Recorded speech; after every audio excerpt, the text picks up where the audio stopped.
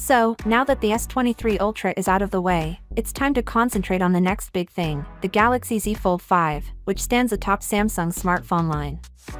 The foldable phone will be released by Samsung in August, so we're still a few months away, but critical information about the phone has already been published, indicating that the Z Fold 5 will not be an incremental improvement, but rather the largest change the Z Fold range has experienced since its creation.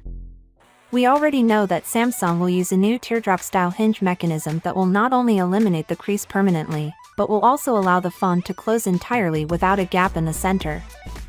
Moreover, it ensures a slimmer profile when the phone is closed, which should fix the most of the flaws of Samsung's foldables. Speaking of flaws, the camera isn't the most powerful weapon in the Z Fold series. Even though Samsung updated the Z Fold 4's camera to 50MP, it still falls short of the Ultra range, which now features a 200MP camera sensor. Not to add the absence of a periscope zoom camera on the Z Fold. Nevertheless, Samsung is resolving the problem with the Galaxy Z Fold 5. The Z Fold 5 is said to include a 108MP primary camera, up from the Z Fold 4's 50MP. While it is not the most recent 200MP sensor, it is an improvement that should remedy the previous Z Fold phone's dismal camera performance. There is no word on whether the optical zoom camera will be upgraded, but the article does suggest that Samsung will adjust the phone's proportions. It is becoming somewhat taller, and the cover screen is becoming a little broader.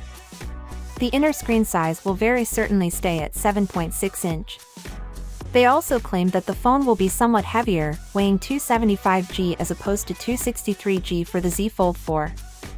It also states that Samsung would feature a dedicated slot for the S Pen, giving the Galaxy Note range a real progression. Being a Note enthusiast, I've been wondering about this for years, since using the S Pen on the Z Fold phones makes more sense due to the substantially greater screen surface area. Yet, the fact that it is not there in the phone when needed has led to the majority of users not using the S Pen at all. But, this should address the issue. That stated, it's important noting that this claim comes from Vietnam, and the source lacks credibility. Finally, what are your thoughts about it? So without being said, let me know your thought in the comment below, and if you are new here, please subscribe. Peace out.